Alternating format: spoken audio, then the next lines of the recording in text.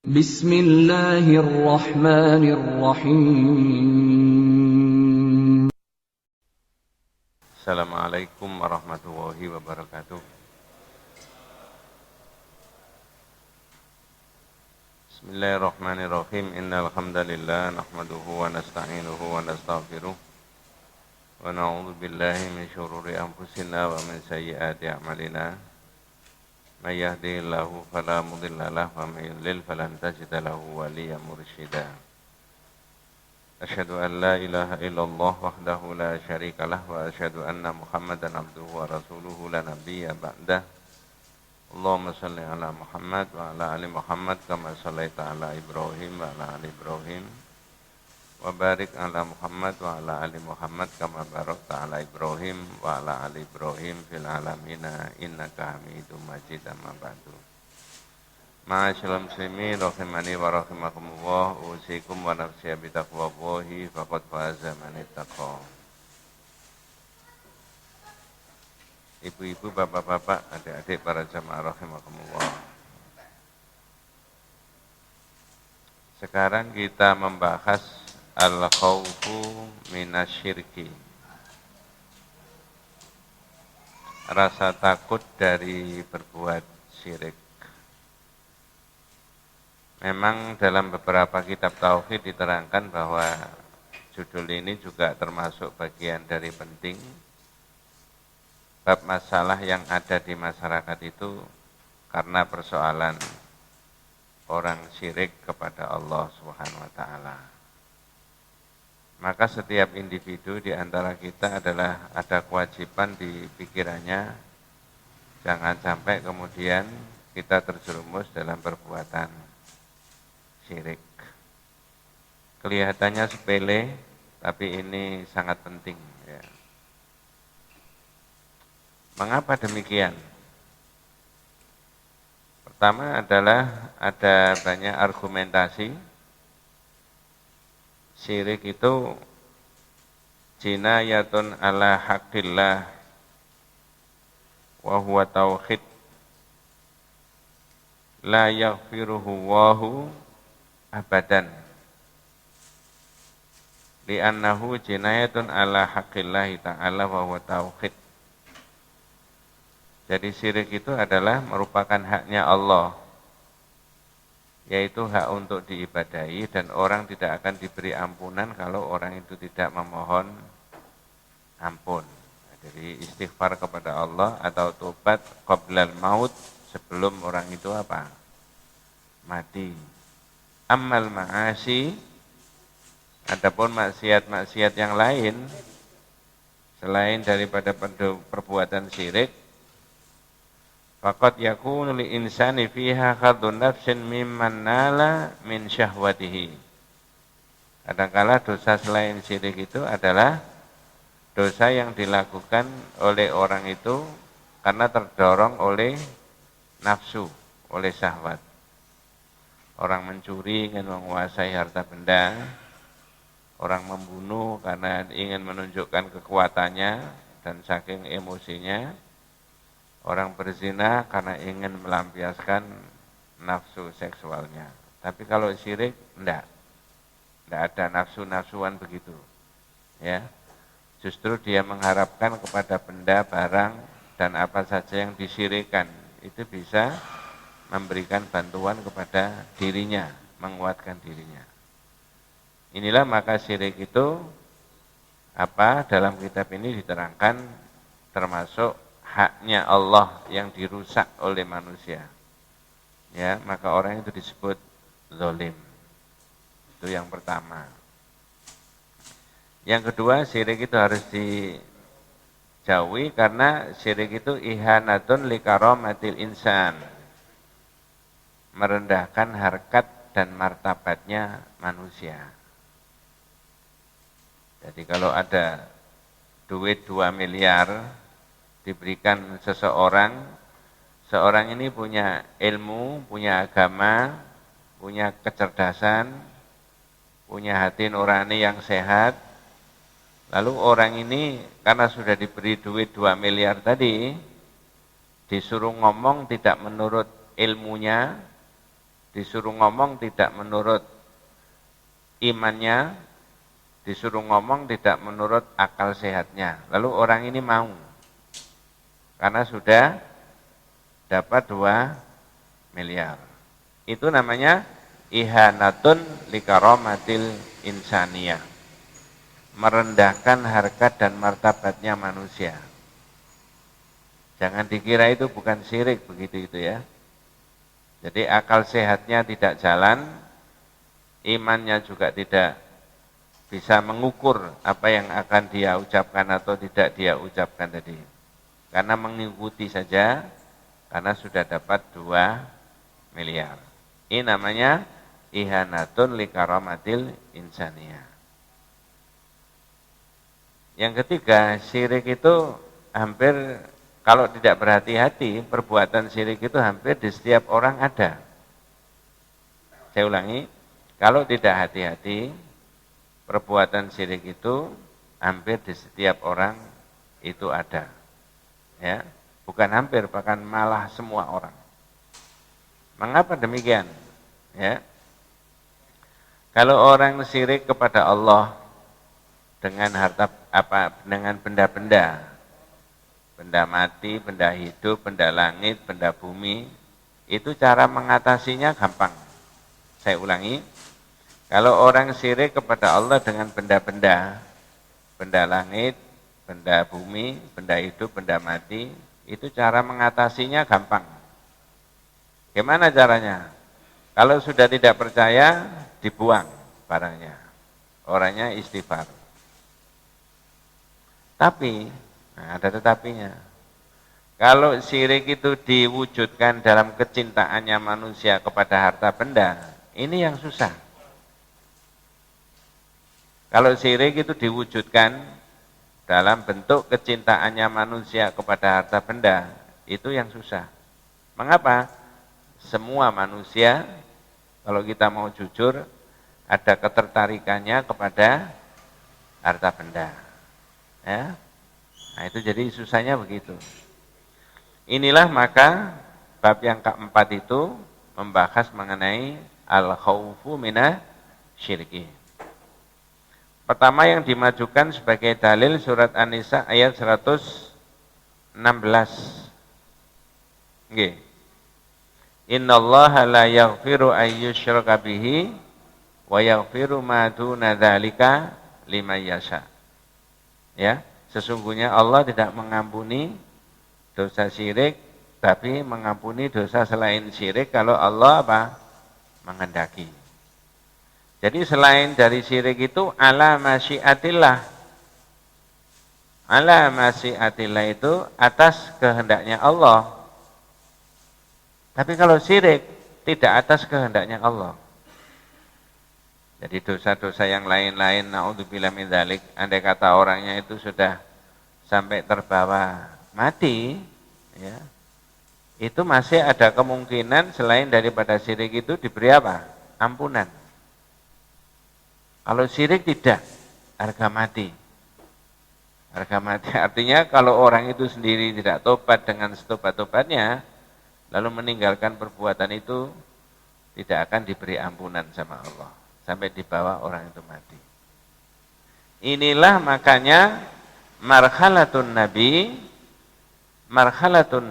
dakwanya Nabi itu dimulai dari dakwatu tauhid.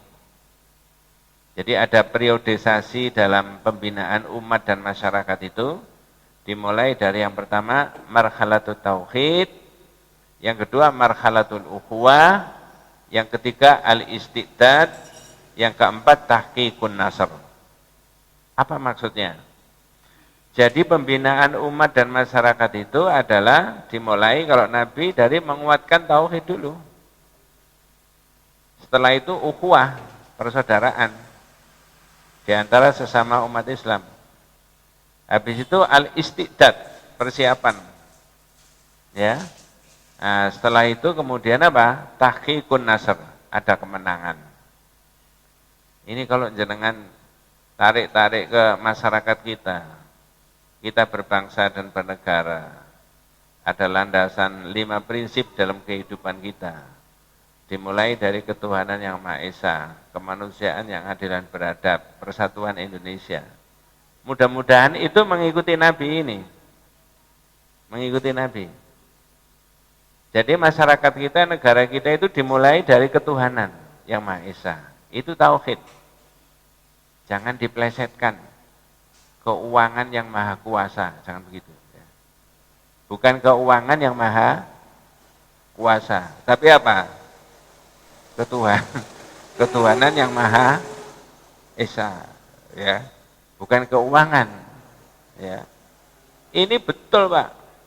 Baru kemanusiaan, baru persatuan, baru permusyawaratan. Ujung-ujungnya keadilan. Tapi kan tidak direken itu. Nggak dimulai dari situ. Ya.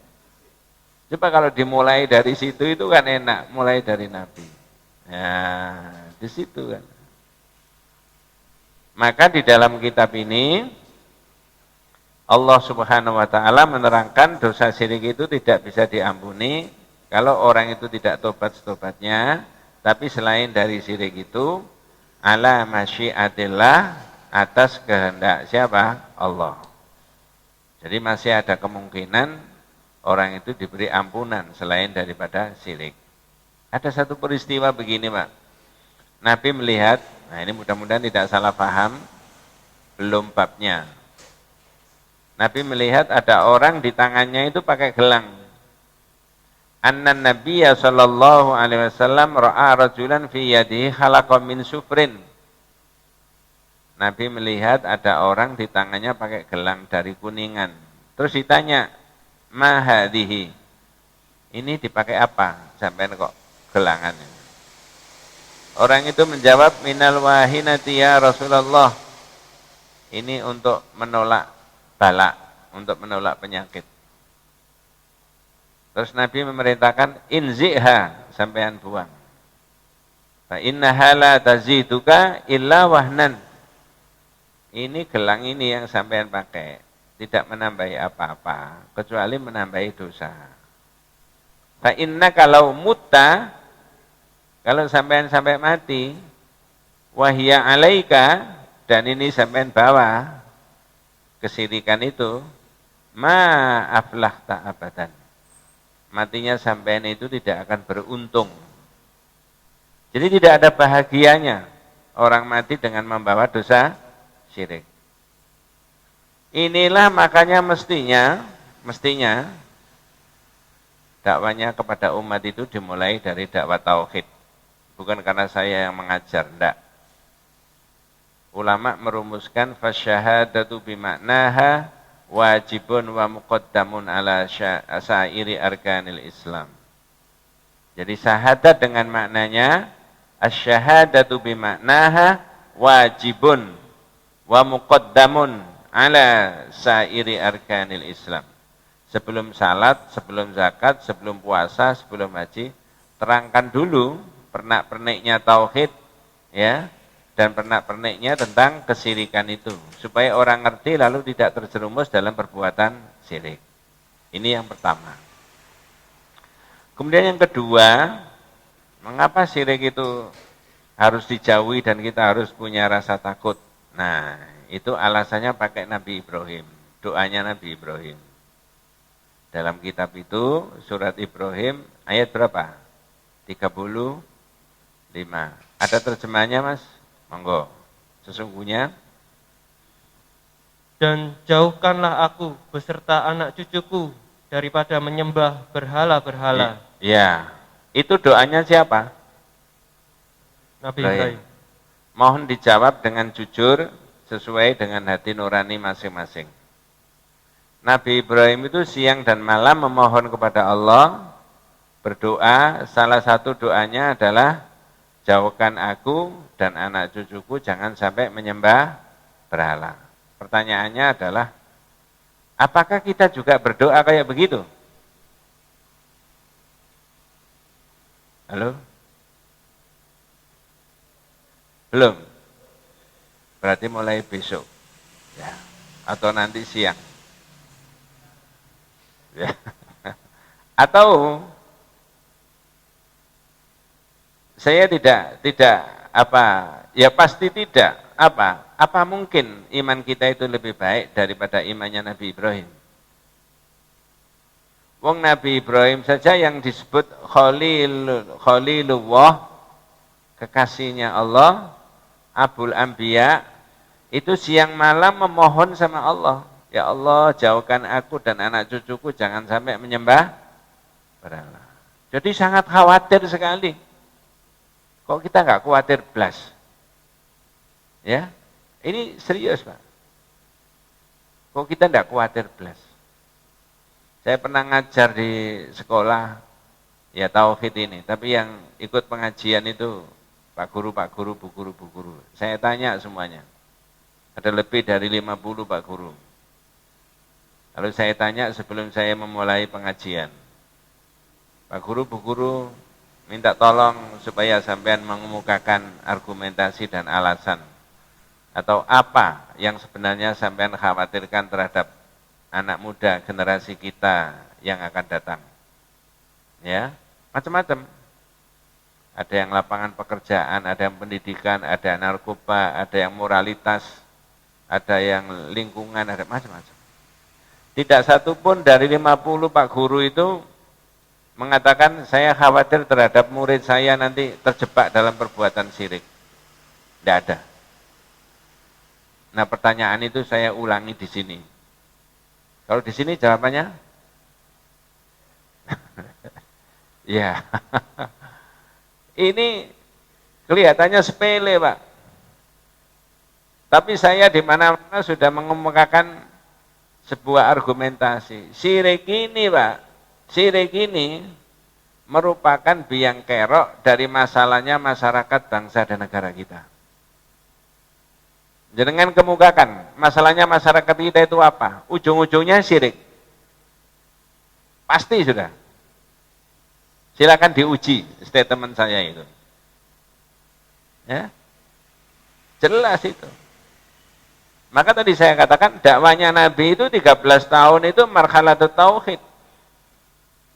Para ulama tadi menyimpulkan fasyahadatu bimaknaha wajibun wa muqaddamun ala sairi arkanil Islam. Syahadat dengan maknanya itu hukumnya wajib dan harus didahulukan di atas seluruh rukun Islam. Coba dengarkan argumentasinya Nabi Ibrahim. Mengapa Nabi Ibrahim itu berserius-serius memohon kepada Allah agar dirinya dan anak cucunya jangan sampai menyembah berhala. Selanjutnya terjemahnya. Yang di situ kalau di situ tidak ada dicari ayat yang ke-36. Ya. Surat Ibrahim ayat 35 dan 36. Yang 35 itu doanya itu tadi, itu ayatnya panjang, tapi ini di tengah-tengah. Sekarang kita cari yang 36. Apa yang 36? Itu alasannya.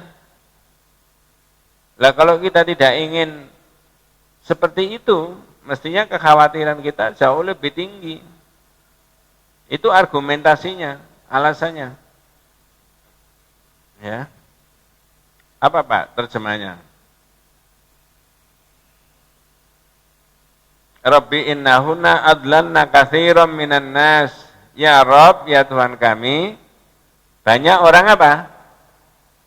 Banyak orang tersesat.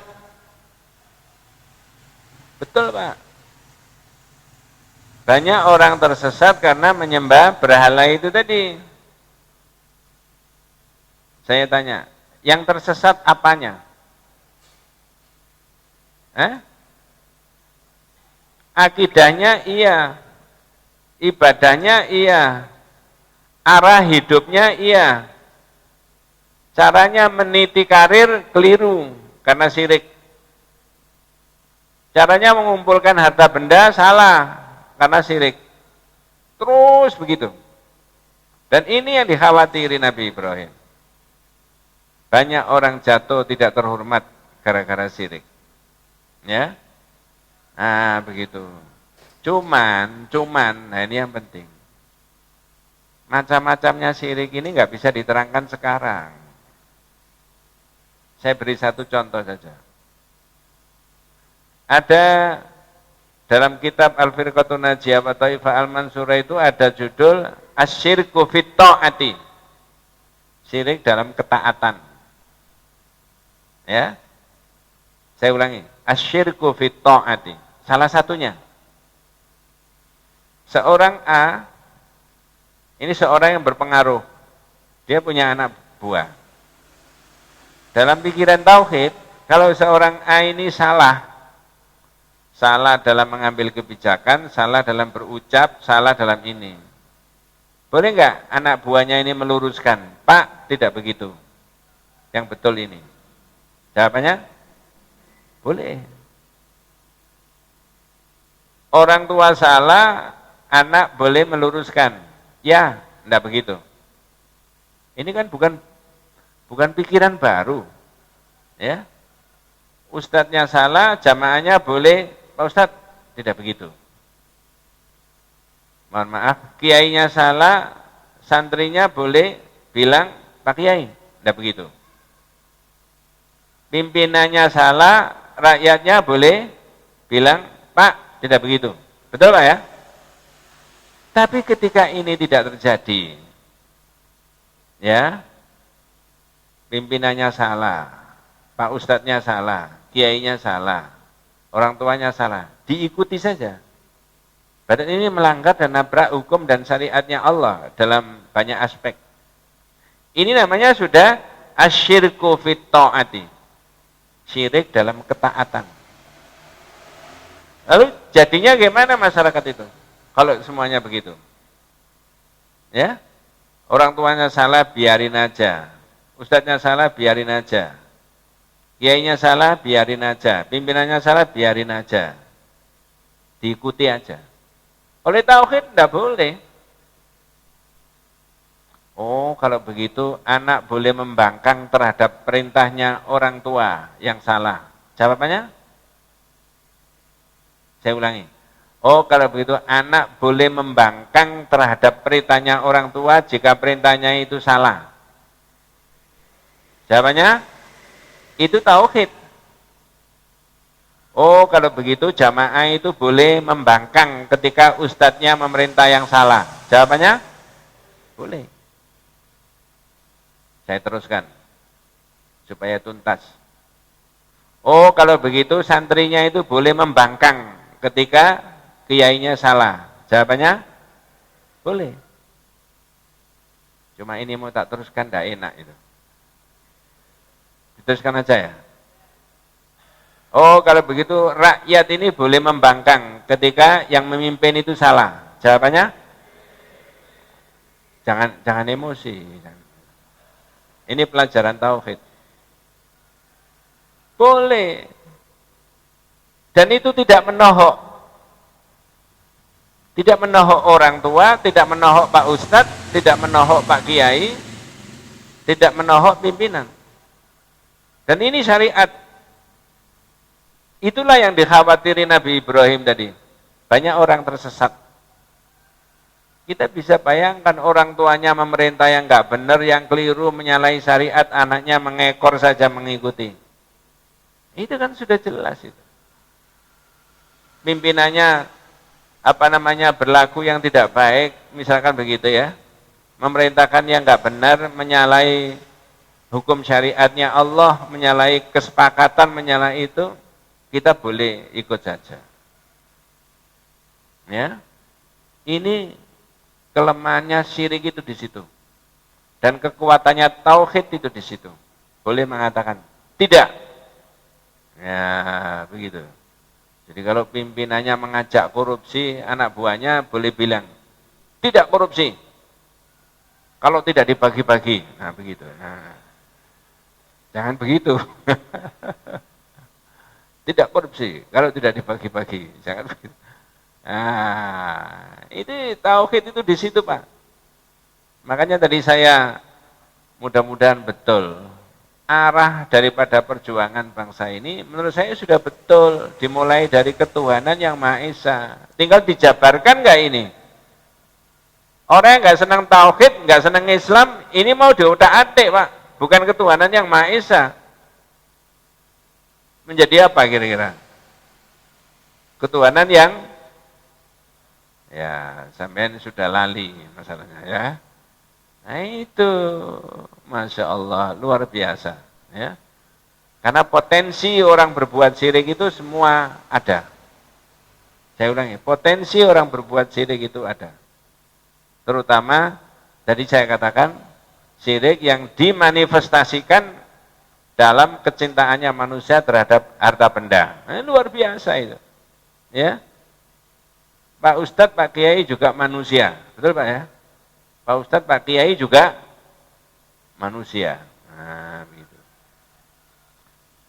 Kemudian minta tolong diperhatikan berikutnya hadis. Hadis yang semakna dengan ini banyak. Ya, tapi ini riwayat Imam Ahmad. Ya. Nabi SAW dawuh, wa fil hadis akhwafu ma akhafu alaikum asyirkul asghar. Nanti ada bab khusus mengenai riya itu ya. Bab yang 36. Apa terjemahnya Mas? Monggo. Sesuatu yang paling aku khawatirkan kepada kamu sekalian adalah perbuatan syirik kecil. Kita masih ingat Pak, yang dimaksudkan dengan kamu sekalian itu siapa? Halo?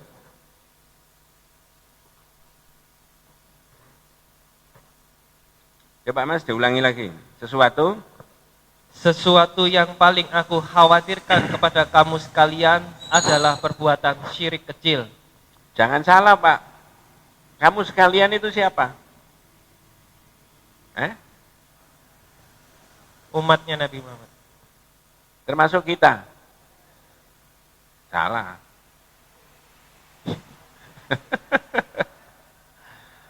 Kali ini saya salahkan. Kalau saya boleh tanya lagi, kalau termasuk kita, apakah kita sudah ada ketika Rasulullah bilang begitu?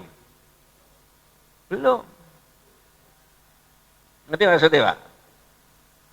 Kecuali kalau Nabi bilang gini, bahasa Arabnya tadi. Akhwafu ma akhafu ala ummati. Kalau ala ummati, termasuk kita Pak ya. Tapi ini alaikum.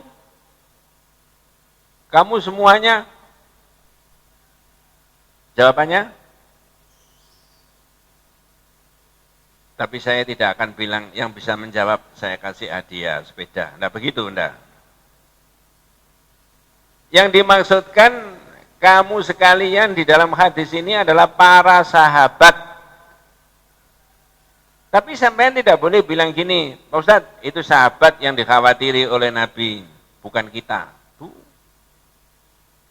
Sekarang saya tanya, kira-kira imannya sahabat dengan iman kita, bagusnya apa? Rasanya tanpa ditanya sudah jelas Pak, wis ketok. Bagusnya apa? Sahabat. Sahabat saja yang begitu masih dikhawatiri kemungkinan kena penyakit apa? Riya. Kalimat berikutnya, apalagi kita. Loh, gitu loh Pak. Ini yang paling dikhawatiri Nabi. Dan bisa merusak itu. Coba saya beri contoh. Contohnya hadis. Nabi mengatakan tentang riya, contohnya Pak. Rajulun yusolli fayuzayyinu sholatahu lima yara min nadhari rajulin. Orang sholat, sholatnya diperindah, diperbagus, diperlama karena dilihat orang. Riya enggak itu? Nah, sekarang dari situlah jenengan bisa jawab. Oh, kalau begitu mestinya rakyat itu, kok rakyat, enggak enak. Kok seperti presiden aja rakyatnya. Umat. Oh, kalau begitu umat itu mestinya disuruh sholat dulu, diajari sholat dulu, apa diterangkan tentang tauhidnya dulu? Mestinya difahamkan tentang tauhidnya dulu. Mestinya yang mana? Tauhidnya dulu, agar sholatnya tidak ada riya. Tapi begitu orang sholat macam, zaman kok sholatnya lama, nggak seperti biasanya. Tidak enak Pak, ada mertua, ada ini. Ya, ada kepala kantor juga ikut sholat nih. Saya tanya Pak, ini untuk kita semuanya, untuk saya juga. Ada kemungkinan terjadi enggak seperti begitu? Bisa. Kalau tidak bisa, tidak mungkin diomongkan sama Nabi. Mungkin bisa terjadi. Oleh karena itulah pandangan tauhid mestinya umat dan masyarakat itu terangkan dulu tentang tauhid dan syirik supaya perbuatannya ini tidak terjebak dalam kesyirikan. Maka hadisnya tadi Mas, ya Pak, akhwafu ma akhafu alaikum. Sesuatu yang saya paling khawatirkan menimpa kalian. Kalian semuanya itu adalah para sahabat. Tapi sampean dan saya tidak boleh bilang itu sahabat Pak yang dikhawatiri Nabi, bukan kita. Jangan begitu. Tapi entah kita itu ya. Ya, mestinya imannya jelas bagus ya Pak. Sahabat aja masih dikhawatiri, apalagi kita.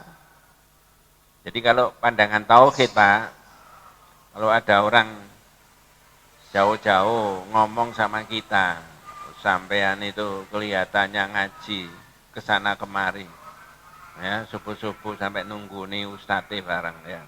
Itu kalau jenengan, kalau saya Pak Najih kelihatannya ngaji kesana kemari, sampai niku munafik. Kalau menurut pandangan tauhid, orang digitukan tambah seneng, betul Pak? Oh alhamdulillah saya ditunjukkan kesalahan dan kelemahan saya. Jujur aja Mas, orang itu cenderung menutupi kesalahannya dan kelemahannya. Dan tidak berani orang menyampaikan secara baik dan benar. Kecuali sampean ini, saya terima kasih sekali. Saya mau jadi orang baik. Ya, dalam situasi bagaimana ucapan dan tindakan saya ini yang dianggap sebagai nifak munafik. Nanti saya hindari. Supaya saya jadi orang mukmin yang sebenarnya. Sudah begitu masyarakat kita Pak? Belum. Kapan? 2024 ya, belum tentu. Senengane kok 2024 ya. Iya kalau enggak tambah acur. Ya, ini luar biasa. Riya itu yang dikhawatiri oleh Nabi. Riya itu apa Pak?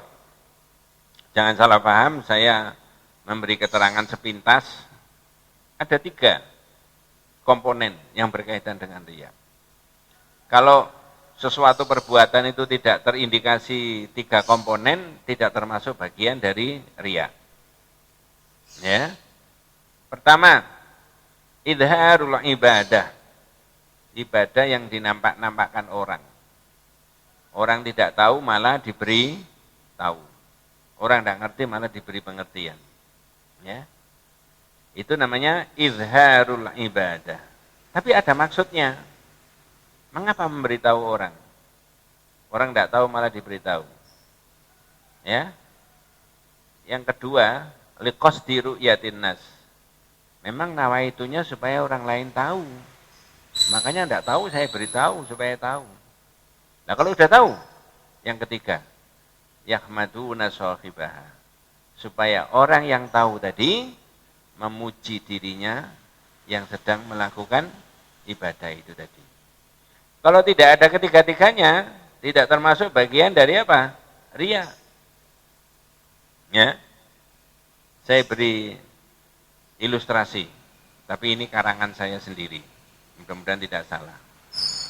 Orang datang ke masjid, pas tidak ada orang sama sekali, dia ingin ke masjid itu dalam kesempatan yang pertama, supaya dapat nilai pahala yang lebih baik. Bagus. Lalu ketika dia ke masjid, tolak-toleh nggak ada orang, dia mengeluarkan uang 100.000, dimasukkan di kotak. Orang itu sholat, orang itu ngaji, menunggu jamaah yang lain, menunggu khotib kalau itu hari Jumat. Ketika 15 menit berikutnya jamaahnya sudah banyak, orang itu mengeluarkan uang lagi 100.000. Uang yang kedua lebih baru daripada uang yang pertama. Ya. Sebelum dimasukkan, uang itu diginikan, dihebat-hebat dulu. Ya. Lalu dimasukkan kotak. Pertanyaan saya, zohirnya, yang riak yang mana?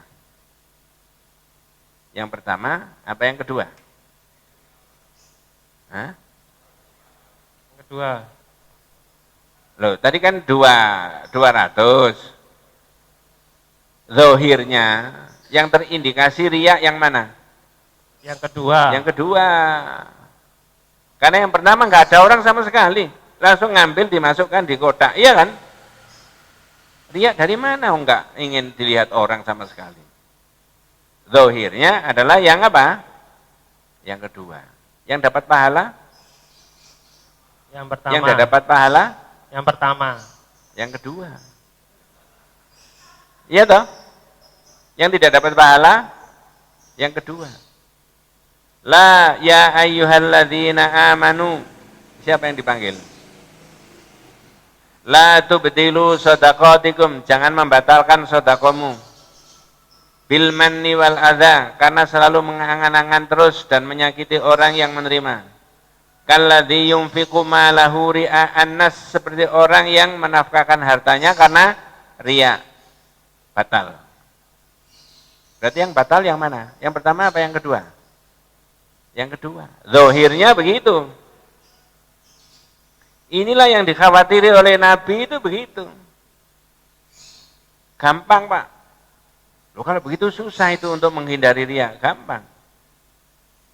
Orang sholat, orang ikut ngaji, orang ikut infak, menghindari untuk tidak dilihat orang susah. Tapi jangan ada niat supaya orang tidak tahu malah diberitahu. Tapi jangan ada niat supaya orang yang tahu tadi memuji diri saya. Jangan ada niat begitu. Ya. Kenapa sampean kok haji saja pakai pamitan? Sudah selesai sampai di situ aja. Jangan ada niat orang itu supaya ngerti kalau saya ini mau haji. Nah terus, berarti orang itu supaya memuji saya bahwa saya ini duit saya tidak saya hambur-hamburkan, dipakai untuk itu. Nah, ya, kalau sampai di situ lain. Makanya ini belum babnya, tapi karena ini sudah mengulangi jadi nggak apa-apa ya. Untuk at-takdzir fil wuqu'i minar riya, untuk berhati-hati jangan sampai terjebak dalam perbuatan riya. Hati-hati saja. Ya. Kalau ditanya orang, sampean sudah pernah umroh tak? Sudah. Saya itu malah 6 kali umrohnya. Ya. Yang paling berkesan itu yang kelima itu, waduh enak saya dengan jamaah, dengan istri saya itu luar biasa. Masjidnya itu sama hotelnya dekat, makanannya enak. Itu yang kelima. Yang keenam ini agak susah. Apakah orang itu tanya berapa kali tadi? Yang tanya tadi loh. Tanya berapa kali? Enggak. Tanya yang terkesan yang mana? Tanya begitu enggak? Hanya tanya apa tadi? Umroh. Saya pernah umroh. Kalau at-takdzir fil wuqu'i minar riya, berhati-hati jangan sampai terjerumus. Sudah, alhamdulillah. Selesai. Selesai. Saya ikut bangun masjid ini. Iya, dulu kan. Iya. Jangan diterus-teruskan. Wih, ini saya tuh sampai menjual ini untuk masjid ini dan sebagainya. Ya, tak tinggalkan beberapa tahun saya ikut ini. Udah selesai sampai di situ aja. Ini nasihat untuk saya dan untuk kita semuanya. Ya, itu yang dinilai. Inilah maka Nabi tadi khawatir riya itu menimpa para sahabat. Ya, dan bisa membatalkan apa tadi? Ibadah. Itu saya pernah menjelaskan. Ini seorang imam ngimami masjid, masjidnya besar, speakernya enak suaranya, tapi bacanya cuma Al-Fatihah, Alhamdulillahirabbil alamin, Ar-Rahmanirrahim, Maliki yaumiddin, sampai waladhdallin, ditambahi dengan surat yang paling pendek seluruh dunia. Surat apa itu? Inna atau Ina? Itu rakaat yang pertama. Rakaat yang kedua, Allahu Akbar. Lain, teman-temannya ikut semuanya, kepala kantornya ikut semuanya, tetangganya ikut semuanya, bos-bosnya ikut semuanya. Ini imamnya tadi cara membaca Al-Fatihah beda sama rakaat yang pertama. Alhamdulillahi Rabbil Alamin Ar-Rahmanir Rahim Maliki Yaumiddin dan seterusnya sampai waladhdallin amin. Ditanya sama temannya, sampean ngimami tadi rakaat pertama sama rakaat kedua kok lain bacanya Fatihah? Jawabannya apa? Nah, rakaat pertama itu kan hanya 4 orang jamaahnya. Rakaat yang kedua, sak masjid itu ikut semuanya. Saya nggak enak, ada kepala kantor saya, kepala bagian saya, ada ini. Nanti dikiranya nggak iso ngaji. Mohon maaf ya. Sekarang saya tanya, zahirnya yang riya apakah rakaat pertama, apakah kedua? Kedua. Yang tidak dapat pahala? Kedua. Apa ada sholat rakaat pertama dapat pahala, rakaat kedua nggak dapat pahala? Hah? Masya Allah, serahkan saja sama Allah. Ini Pak yang sangat dikhawatiri. Maka harus takut semuanya orang jangan sampai berbuat syirik. Itu bukan untuk panjenengan, tapi untuk saya yang mewakili kita. Membacakan isinya kitab ini. Nah, begitu. Ya, luar biasa. Ini kalau tidak nasihat dari Nabi, nggak bisa orang mengarang begitu itu. Ya. Nah, jadi mudah-mudahan kesungguhan kita di dalam mempelajari kitab-kitab tauhid ini semakin menjauhkan kita dari kemungkinan berbuat apa? Syirik. Terakhir, monggo Mas dibaca itu hadisnya itu. Diriwayatkan dari Ibnu Mas'ud bahwa Rasulullah SAW bersabda, barang siapa mati dalam keadaan menyembah sesembahan selain Allah, masuklah ia ke dalam neraka. Yes. Hadis berikutnya, monggo nanti dikombinasi. Riwayat Imam Muslim. Imam Muslim menulis dalam hadisnya nomor 193. Monggo. Barang siapa menemui Allah mati dalam keadaan tidak berbuat syirik kepadanya sedikit pun, pasti masuk surga. Terus? Tetapi barang siapa menemuinya mati dalam keadaan berbuat syirik kepadanya, pasti masuk neraka. Saya tanya sekarang. Berarti surga dan neraka itu jauh apa dekat? Dekat. Bedanya apa? Orang itu mati bawa syirik apa enggak? Cuma itu. Nah, makanya tadi, tapi jangan ngenteng no dosa yang lain-lain. Kenapa sampean bolak-balik goron? Enggak syirik ya loh, enggak masalah. Ya. Kenapa sampean bolak-balik mencuri? Wah, enggak syirik kan? Syirik itu yang bahaya. Makanya enggak apa-apa nyolong, nah gitu. Ya. Enggak boleh. Karena menurut saya semua perbuatan-perbuatan dosa itu dimulai dari ada perbuatan syirik tadi. Ya. Nah, jadi surga dan neraka itu tidak jauh, dekat. Nanti bab 17 mengenai syafaat, ya. Bab 17 Mas, mengenai syafaat. Ya. Nabi itu ditanya oleh Abu Hurairah, "Man as'adun nas bi syafa'atika ya Rasulullah?" Nabi, siapa orang yang beruntung besok di akhirat dapat syafaatnya engkau? Jawabannya Nabi sederhana. Jawabannya sederhana, maknanya sangat dalam. Apa jawabannya? Man qala la ilaha illallah khalisan min qalbih. Siapa yang mengucapkan la ilaha illallah ikhlas dari hatinya. Dari situ ada 3 pertanyaan. Saya ulangi. Nabi ditanya sama Abu Hurairah, man as'adun nasi bi syafa'atika ya Rasulullah. Nabi, siapa orang yang beruntung dapat syafaatnya engkau? Jawabannya Nabi, man qala la ilaha illallah khalisan min qalbi. Itu orang melafalkan la ilaha illallah, mengucapkan la ilaha illallah ikhlas dari hatinya. Ya.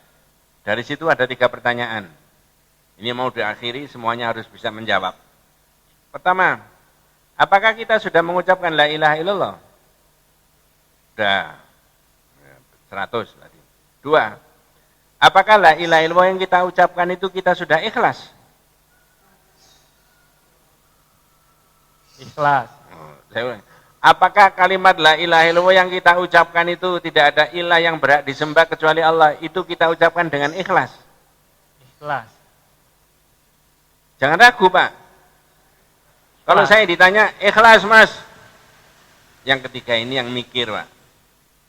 Ukurannya ikhlas apa? Ukurannya ikhlas apa? Gampang, Pak.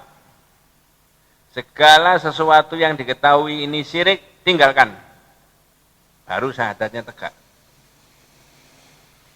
Kalau masih mendua, namanya tidak ikhlas. Itu bahasanya rakyat. Balik-balik lagi rakyat. Jangan ini gak oleh, khawatir syirik, tapi ya opo. Nah. Ngerti maksudnya, Pak ya? Jadi isek gandoli itu tadi. Wallahu a'lam. Ya. Makanya bab yang keempat ini nanti dilanjut dengan ad-du'a ila syahadati alla ilaha illallah. Berdakwah, mengajak umat itu supaya bersahadat. Ya. Nah, begitu. Nanti kita lanjutkan. Ustaz tanya Ustaz ya. Ya. Ini berkaitan dengan bulan Desember ini Ustaz. Apa? Bulan Desember ini Ustaz. Apakah hukumnya mengucapkan Natal dan Tahun Baru itu suatu perbuatan syirik, Ustaz? Dan jika kala itu perbuatan syirik, kemudian diperintahkan oleh atasan, yang muslim ataupun yang non-muslim memerintahkan kita untuk mengucapkan itu dan kita membangkang, apakah itu juga menjadi beban bagi kita, umat muslim kok kayak gini gitu? Seperti itu Ustaz, bagaimana? Pertama adalah, saya rasa fatwa Majelis Ulama itu sudah jelas. Tidak boleh. Terus ada orang menganalogikan.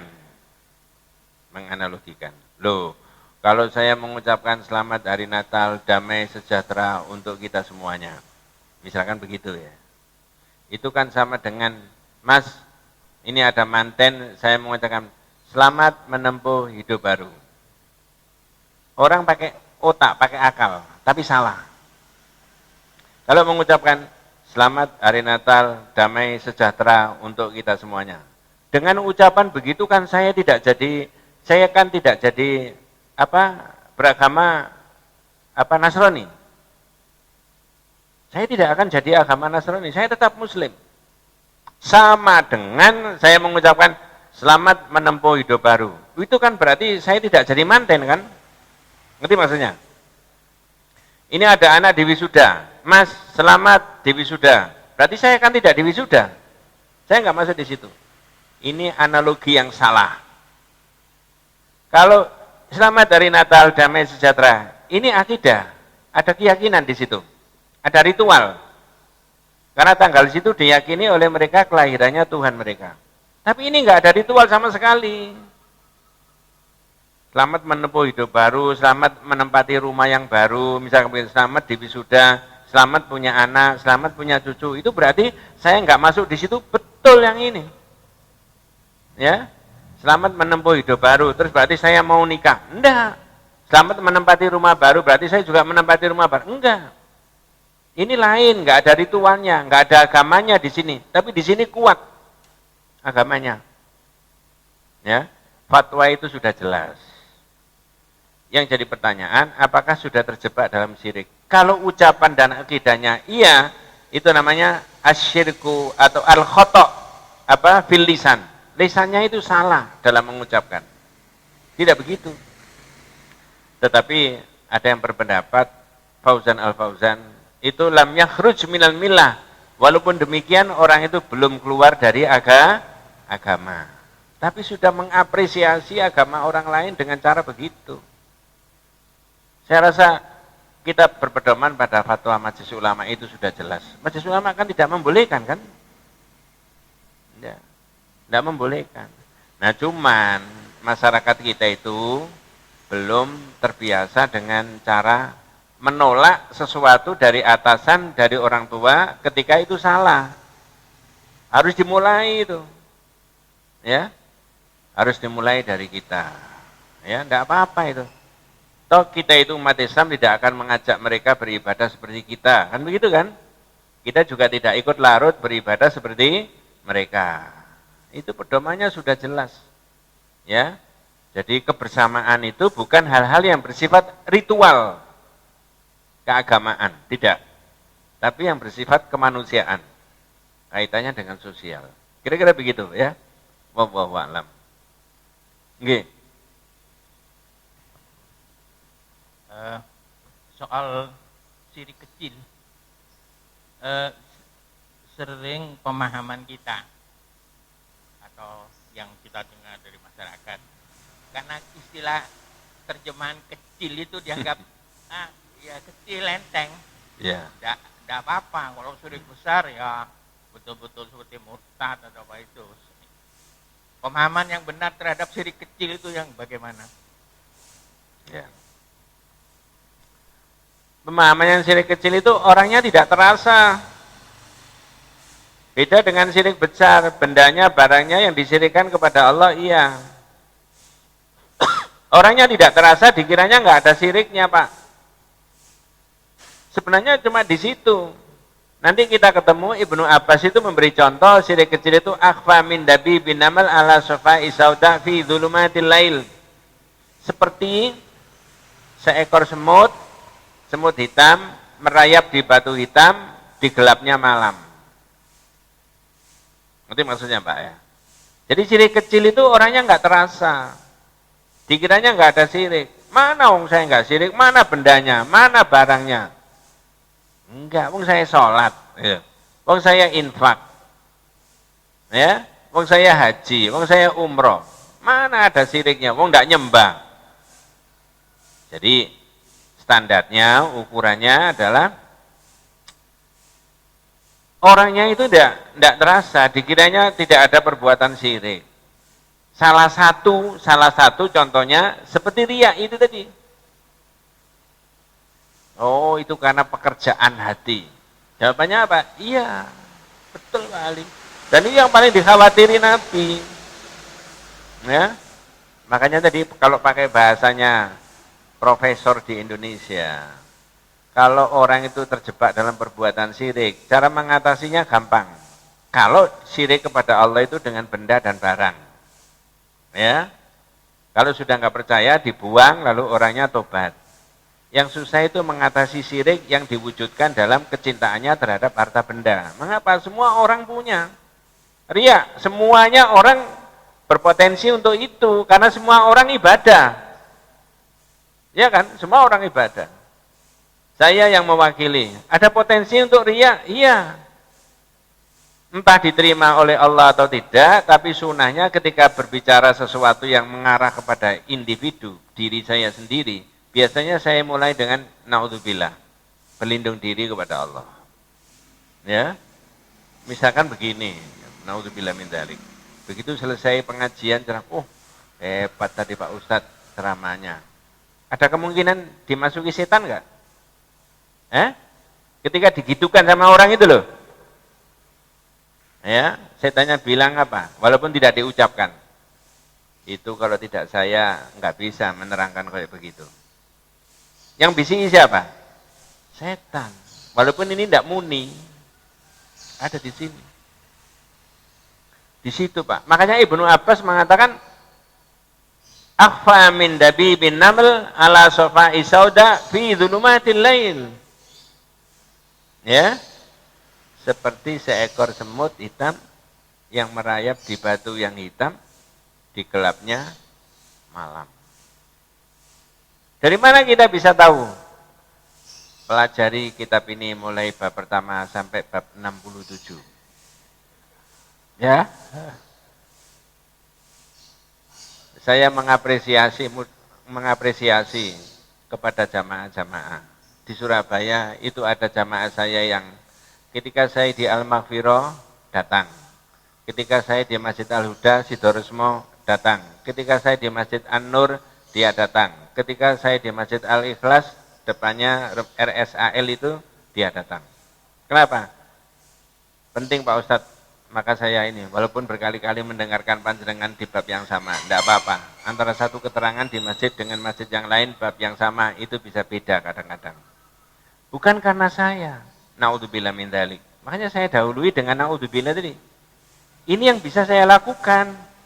Karena ada kemungkinan Ustadz juga manusia. Ada kemungkinan di dalam dirinya Pak Ustadz itu bisa kerasukan apa? Setan. Ya. Nah, begitu ya. Wallahu a'lam. Nggih. Laris. Yang pertama, saya punya barang, menganggap bahwa barang itu menurut saya barang antik. Tetapi orang lain menilai bahwa barang itu ada kekuatan tersendiri. Sehingga barang itu saya jual. Tapi saya menilainya bahwa barang antik.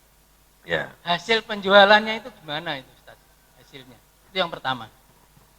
Yang kedua, di hadis tadi dijelaskan bahwa barang siapa yang meninggal dalam keadaan tidak syirik, dia akan masuk surga. Akan tetapi barang siapa yang mati dalam keadaan syirik, dia pasti masuk neraka. Tapi di sini tidak dijelaskan neraka selama-lamanya. Hanya pasti masuk neraka, begitu saja. Terima kasih Ustaz. Ya. Pertama, terhadap barang dan benda itu tadi, sampean ada kewajiban, ada kesempatan untuk mendakwai orang itu. Kalau sampean sendiri sudah tidak berkeyakinan bahwa ini enggak ada apa-apanya, ini barang biasa ini, walaupun ini dibuat 2000 tahun yang lalu misalnya. Enggak ada biasa, dibuang yang enggak ada risiko ini. Ada kesempatan kita mendakwai orang. Kata Nabi, ya, kalau ada orang berdakwah lalu ada satu orang diberi hidayah oleh Allah, khairun laka min humrin na'am. Kamu dapat pahala lebih baik daripada unta merah. Jadi kesempatan untuk mendakwai. Terlepas daripada orang itu menerima atau tidak. Ya, kalau ada jamaahnya tidak mau menerima dakwanya Pak Ustadz, itu bukan tanggung jawabnya Pak Ustadz. Terserah. Kalau ada waktu itu zaman Nabi orang tidak mau menerima dakwanya Nabi, bukan tanggung jawabnya Nabi. Nabi itu sepertinya disuruh mengatakan semua terserah padamu.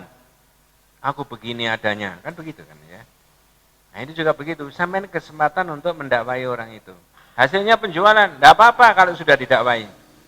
Kecuali kalau sampai tambahi begini. Iya ini selama tak simpen di rumah saya, ternyata rezeki saya itu lancar, benar sampean itu ya. Nah, itu tambah keliru. Enggak ada apa-apanya. Naudzubillah min dzalik, biasa aja. Ya, sampean enggak boleh wong Islam kok begitu. Perkara dia manut tidak urusan kita. Kemudian yang kedua tadi, tidak ada keterangannya itu, ya. Ini adalah menunjukkan bahwa terserah Allah selama-lamanya atau tidak. Karena tidak disebutkan khalidina fiha abadan. Kecuali kalau orang kafir yang sekafir-kafirnya betul, maka itu di neraka selama-lamanya. Tapi kalau muslim naudzubillah min dzalik terpleset dalam perbuatan kesyirikan, itu maka dengan syiriknya itu akan dibalas oleh Allah itu tadi. Dakhalan nar. Ya. Nah, pertanyaannya kalau dilanjut saya tambahi pertanyaan. Lalu bagaimana dengan orang tua kita dulu, bapak-bapak kita, nenek moyang kita? Serahkan sama Allah saat itu belum ada kesempatan mempelajari kayak begini. Maka orang yang tidak tahu itu tidak ada hukum. Maka kewajiban anaknya selalu memohonkan kepada siapa? Allah. Nah sekarang dakwah sudah digelar di mana-mana, maka orang tidak boleh apa? Membiarkan dirinya tidak tahu agamanya. Saya ulangi, orang tidak boleh membiarkan dirinya tidak tahu agamanya. Kalau membiarkan dirinya tidak tahu agamanya, ya, cara mengamalkan agamanya gimana? Wong tidak tahu, ya, ngawur, karena tidak tahu. sudah diberi umur sama Allah 60, 70 ya, 50 dan seterusnya. Tapi nggak ada dipakai sama sekali untuk taklim, untuk mau tahu agamanya, enggak. Makanya mohon maaf, naudzubillah min dzalik, saya ngajinya di mana-mana pakai kitab, gampang dilacak pikirannya. Ya, tidak ngalor ngidul. Kalau dilacak enak. Bab ini, bab ini, bab ini. Wallahu a'lam. Kita tutup dengan doa kafaratul majelis. Subhanakallahumma bihamdika asyhadu an la ilaha illa anta astaghfiruka wa atubu ilaik. Assalamualaikum warahmatullahi wabarakatuh.